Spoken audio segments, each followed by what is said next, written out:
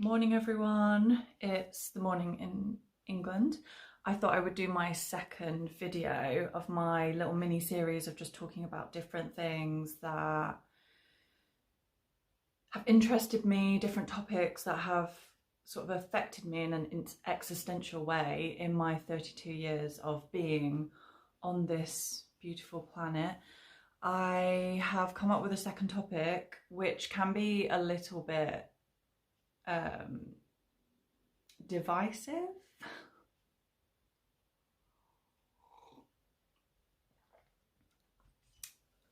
It is why I don't have children and why I potentially never will have children ever. Now, I have seen a lot of parents of people who already have children in the comment sections of similar videos really popping off because they take these videos as some sort of very personal attack. So I just want to say that this is not something for you to watch and feel as though I'm talking directly to you. Try not to project. As you can see, I'm very festive. This is actually my one and only Christmas tree. Let's get to it. And I've got some notes. My first point regarding not having children is the very permanent and completely irreversible nature of having children. You can't really just take them on a test drive and then decide, yeah, this really suits me, so I'll keep it, thanks. Or, nah, I'm not really into this, so can you just take it back? I get irritated when I buy a top and it exceeds the refund time and I can't take it back and I'm stuck with it permanently. So I can't imagine how I would feel with an entire human being that I'm just not that into and I can't return it.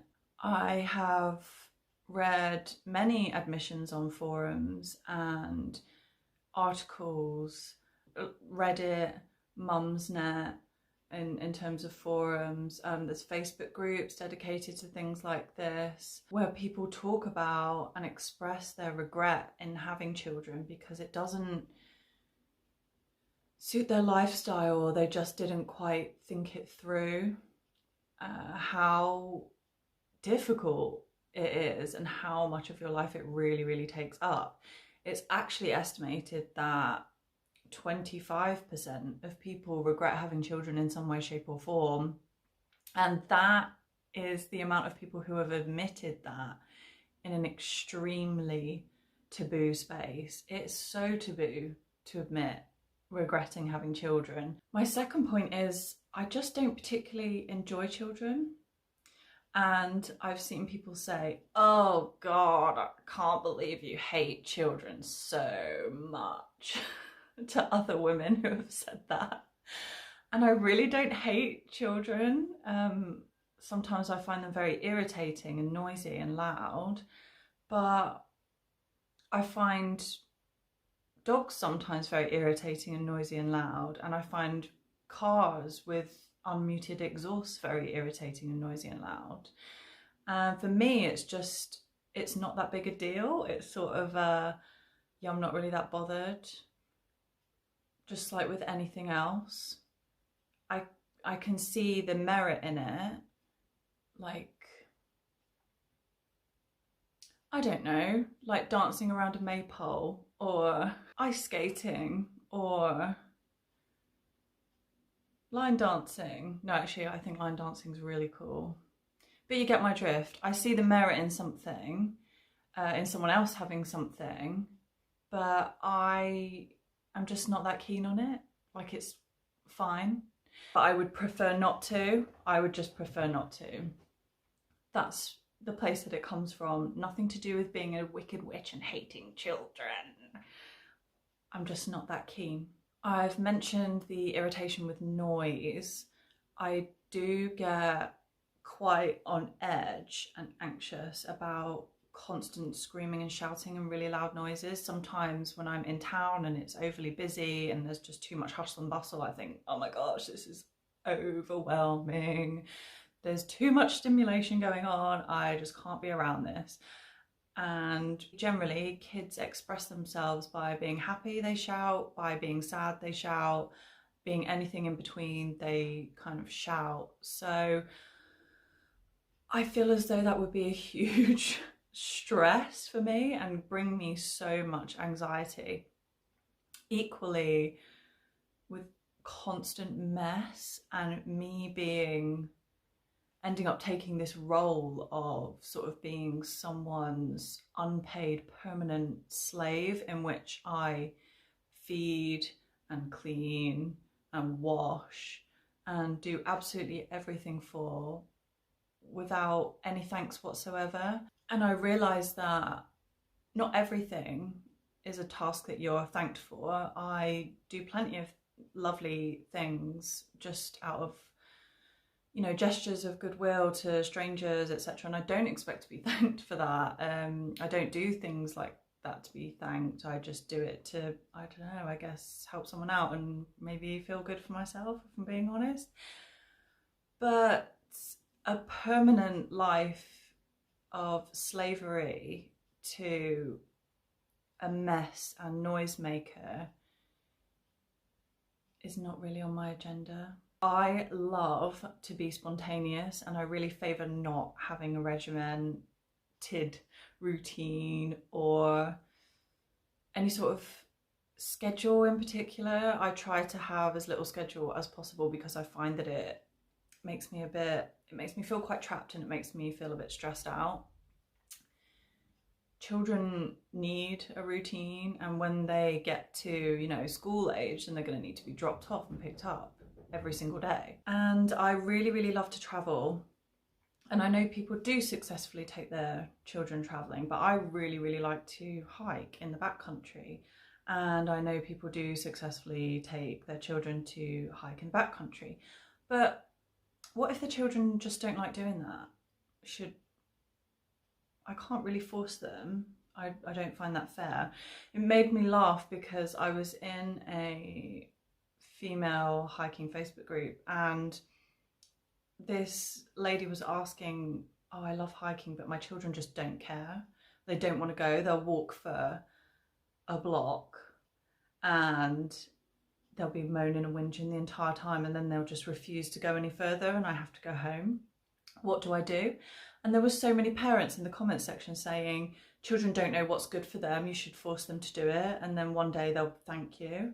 And I don't know, to an extent I agree, but also what if they just hate hiking? That's not really fair on them to force them to do that. And then what? You have to give up something that you love? I find it very interesting the way some parents will say of people that are child-free that child-free people are really selfish, but then you see parents forcing their children to do things that ultimately are their goals and that they want to do, and I think, well, who's really the selfish one here? I enjoy having an income that makes me feel comfortable. I don't like the feeling of having to scrimp and scrape and worry.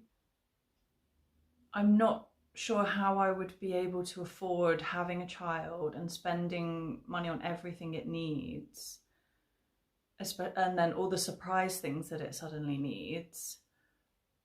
I don't know, like food tech at school, new trainers because the child wrecked the trainers, new clothes because they ripped or grew out of them, or all of these thousands and thousands and thousands of things that children need. I'm not sure I would be able to comfortably afford that, and I'm not sure I'd be willing to give up the things that I love in order to buy a fifth pair of trousers, you know, for a child. So I guess money is a factor as well. I do worry that I might not get on with my child. What do you do in that instance? What do you do if you just clash permanently? You're not guaranteed to get on. you're not guaranteed to even really like them. And it sounds funny, but I don't know why it sounds funny. I think it's because so many people really insist that they love them so much. And I'm sure that they do love them. I'm sure that you get this sort of thing that happens, but I'm also quite convinced that sometimes you don't. And I know that postnatal depression exists, but I think it might be a little bit further than that. We label things as postnatal depression, and sometimes people just aren't that bothered about their children. I know that sounds really callous, but we are a member of the natural planet. We're a species, and other species abandoning their young. So I'm not really sure what makes us any different in that we could just not feel that connection, and that doesn't mean that something's wrong with us. That just means that we're part of nature and it's a natural feeling.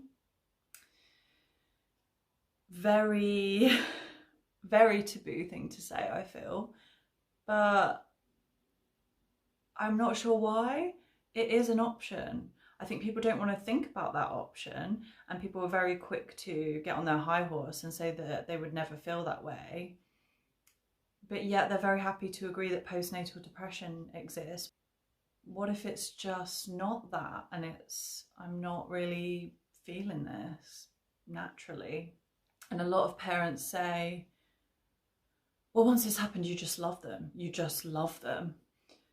And again, going back to my original point of it's a permanent and irreversible decision, I don't want to take that risk. What if I don't?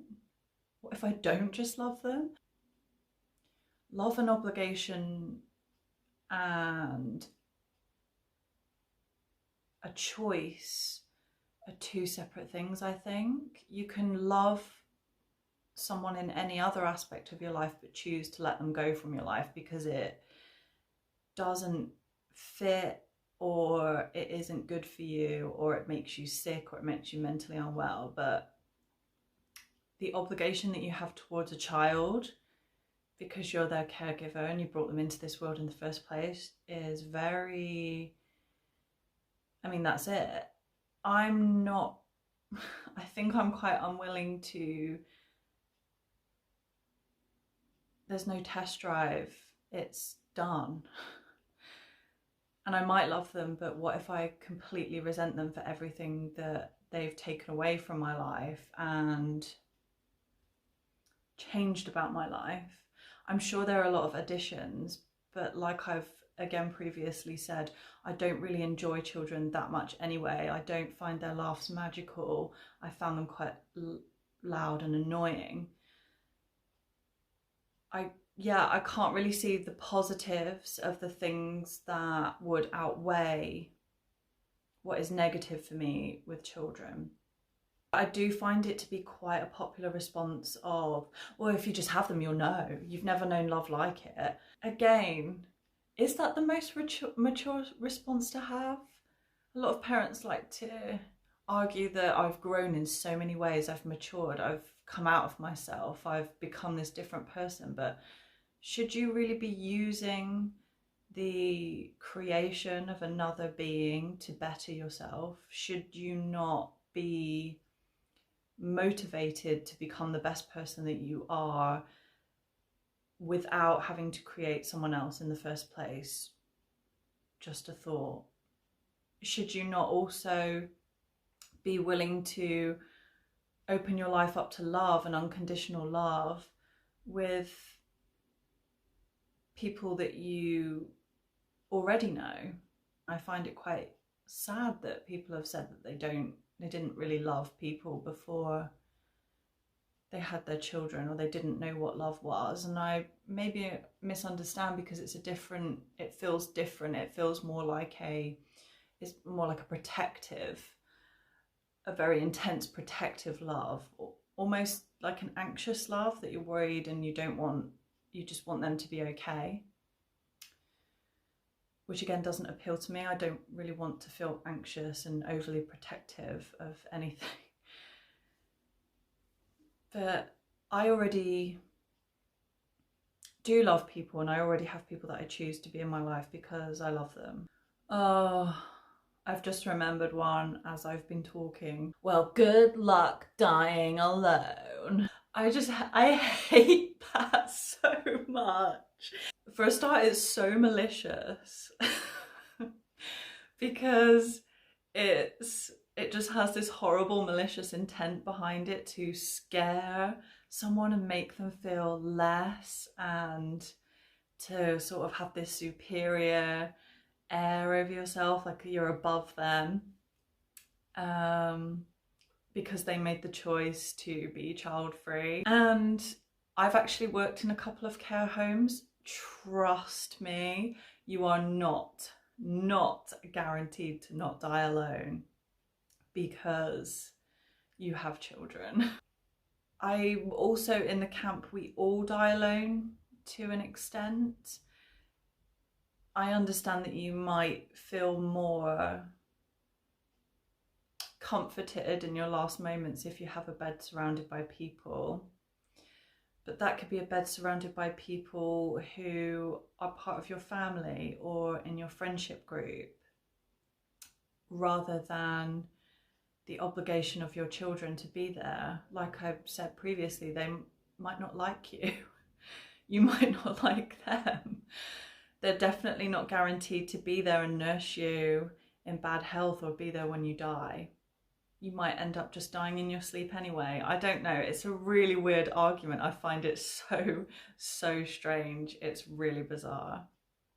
If and when I have a partner and get married, etc., I would really like to enjoy the company of my partner and have sort of a very prolonged romantic, intimate relationship with them. I don't want to become two coexisting housemates who share washing and bathing duties, and once the kids have gone to bed are like, oh, that's another thing. If kids are so fantastic, why are people always talking about how amazing it is when they've gone to bed? I've seen quite a number of Facebook posts as well where the mum has gone and booked into a hotel for a night just to get away from her children. This is, again, maybe vain, and I think, you know, we've got to the point where you guys know I'm not a vain person. I'm not particularly that bothered about the way I look. I happen to look all right today. Like, I've done my hair, I'm put together today, but usually I'm just like bun, messy hair, just comfortable with just being a bit scruffy, and that's fine. But yeah, okay, let's go to the topic of looks and your body, and the way carrying a child and childbirth will permanently alter my body in many ways. I risk complications from carrying and birthing a child. I risk mental health complications from carrying and birthing a child. Some women go into psychosis. Some women go into postnatal depression. Physiologically, my body will be forever altered. I'm not a man. I was born a woman, in which case that means that I'm going to be carrying and birthing this child and everything that comes along with it. I don't know if I'm willing to go through that for something that I'm not entirely sure I want, and may ultimately make me unhappy and not bring me the joy that I think, well, in this case, I don't think that it will bring me. Sleep. I love being able to sleep. I love getting my recommended amount of hours in per night and getting rested, especially as I'm a really active person. I go to the gym 5 to 6 days a week and lift heavy weights and challenge myself, and I hike and I run, and I just love sleep anyway. I can't imagine enjoying being woken up at 5, 6 a.m. every morning and being bounced all over. And I'm not the kind of person that really talks in the morning either for that, for a while. There are going to be some people who want to sort of explain away my attitude with trying to find a way of reasoning that I must be in some way broken or cold or callous.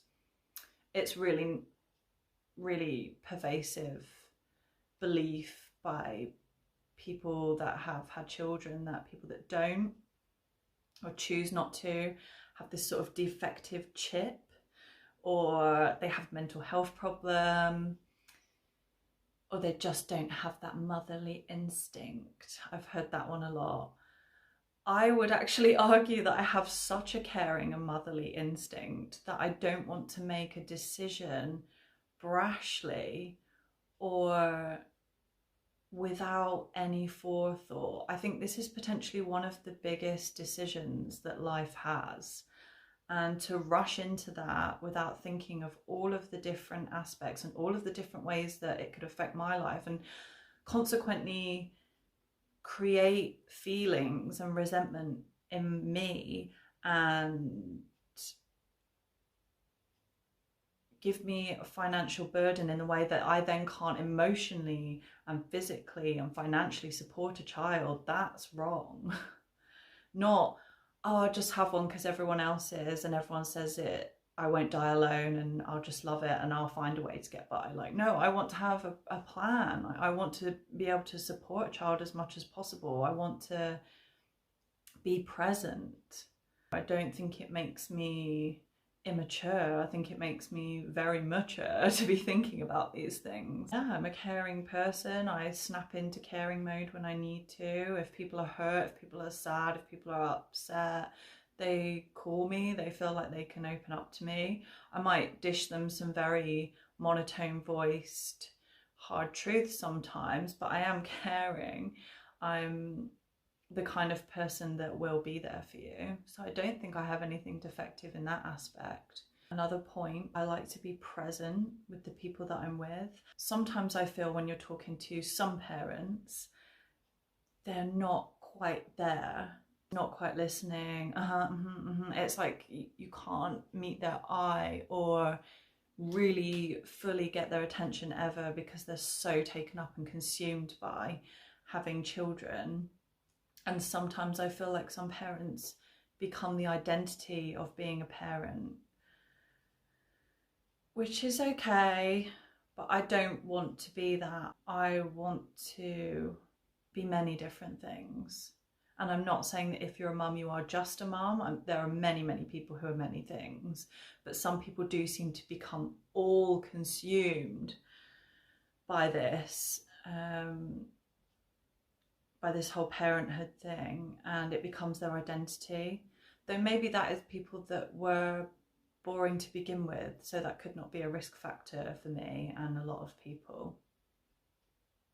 Well, I think I've covered every topic and every thought process on this very tricky, very complex subject.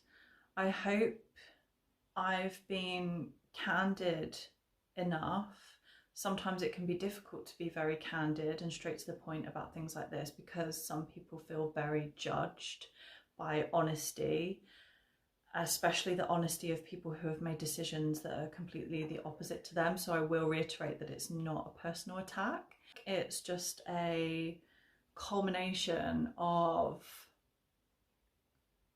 facts and opinions and observations and scenarios that I've seen and heard of and thought about over the years, which have brought me to this overall conclusion that I may not ever have children because they're not entirely suitable to my life, my lifestyle, my personality type in a way. But I want to stress, not because I have anything defective about my personality, and neither does anyone who's child free, but yeah, I'd be interested to know what you think, if you've had children, if If you do regret some aspects, if you don't regret any aspects whatsoever, or if you are child free and you resonate with some of these things, if you've heard some of these comments or people have made comments to you like you're going to die alone and you don't know what love is, yeah, I'd be quite interested in hearing what you think. And today I am now going to, I don't know, I'm just gonna go to the gym, go for a walk, maybe have a couple of drinks with a friend later, and just chill, maybe do a bit of painting because I don't have to have a schedule around my children. It's a really lovely day, so I'm going to go out and get some breakfast first because my tummy is rumbling already. Let me know what you think. Like the video if you do like it because it really helps me out. Subscribe if you find me interesting and not at all monotonous in my voice. I'm sorry, it's just my voice, it's the way I am. Have a great day, everyone. Period. How did I get an eyelash on my mug?